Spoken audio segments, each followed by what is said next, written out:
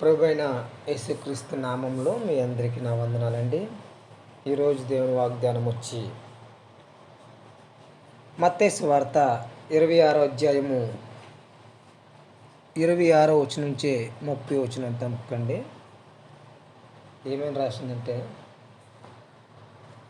వారు భోజనము చేయుచుండగా యేసు ఒక రొట్టె పట్టుకుని దాన్ని ఆశీర్వదించి విరిచి తన శిష్యులకిచ్చి, మీరు తీసుకుని తినుడి, ఇది నా శరీరం అని చెప్పును.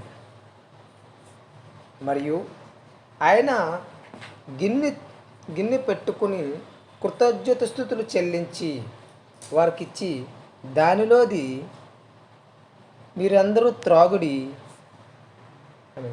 ఇది నా రక్తము, అనగా పాప క్షమాపణ నిమిత్తము అనేకుల కొరకు చిందించబడుచున్న నిబంధన రక్తము.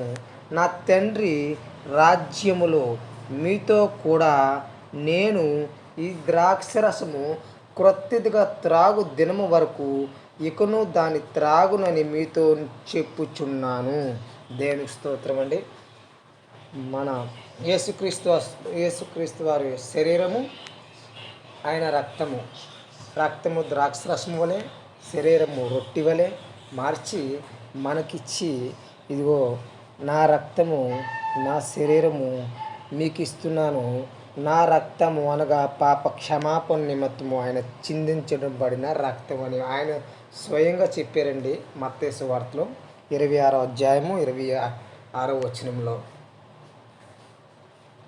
ఇది ఆయన చిందించిన రక్తము రక్షణ తీసుకుని, అంటే బాప్తిస్మ ఎవరైతే తీసుకుంటారో వాళ్ళే దీనికి అర్హులు.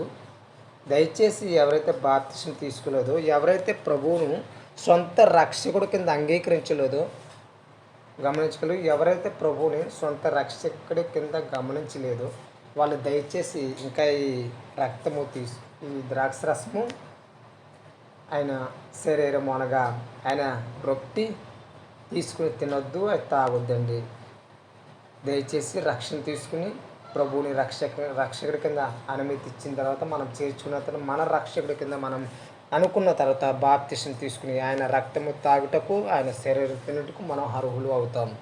అందరికీ వందనాలు.